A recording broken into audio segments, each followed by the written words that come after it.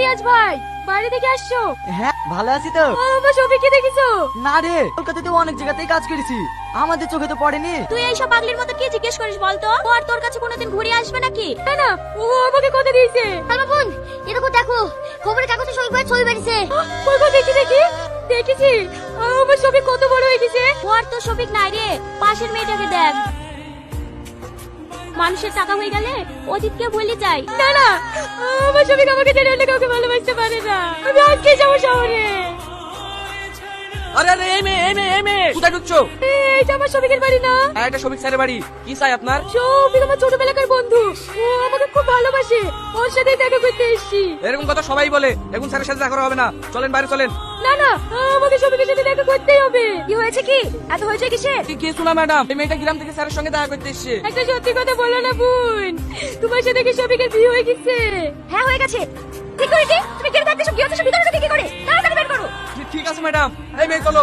শফিকের সাথে একবার দেখা করে দাও না।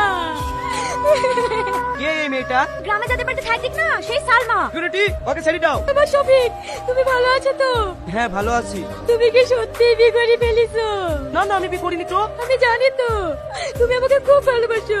এইসব তুই কি বলছিস? তুই তোমার ভালো বন্ধু ছিলি, তোকে কি কোনদিন বলেছি আমি তোকে ভালোবাসি? হ্যাঁ, তোর আব্বাসের 50,000 টাকা ধার নিয়ে তোর পড়াশোনার লাগি, সেই টাকাটা তুই পাবি। ম্যানেজার, ওকে ইন্টারেস্ট সহ 1 লক্ষ টাকা দিয়ে দাও। না না, আমি তোমার টাকা নিতে আসিনি। এই চলো, তোমার আবার অফিসে লেট হয়ে যাচ্ছে।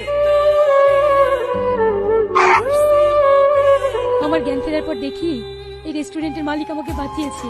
ওনার কোনো মেয়ে ছিল না তো, তাই আমাকে নিজের মেয়ের মতোই ভালোবাসতো। উনি মারা যাওয়ার আগেই আমার নামে এই রেস্টুরেন্টটা লিখে দিয়ে দিয়েছে।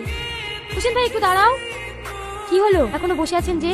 বাড়ি যাননি? বাড়ি আজকে বুঝতে পারছি, পকেটে টাকা না থাকলে এই স্বার্থপর পৃথিবীতে কেউ কারণ নয়। ঠিক আছে চলেন, আমি লিখ দেখছি। কি ব্যাপার? আপনি আমার বাড়ি কেটে তালা মারছেন কেন? আপনি জানেন না আপনার বাড়ি সিজ হয়ে গেছে? হয়ে গেল।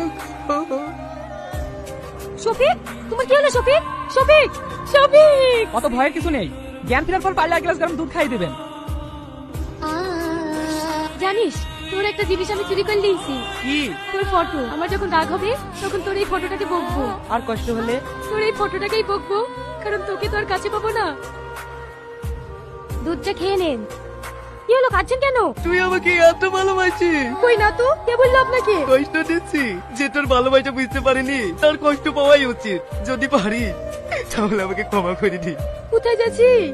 এই মিথ্যা সহ টাকার দুর্গন্ধ থেকে অনেক দূরে, এখানে আমাদের ছোটবেলার সুন্দর দিনগুলো কাটিয়েছে। একা যাবি? আমাকে নিয়ে যাবি না?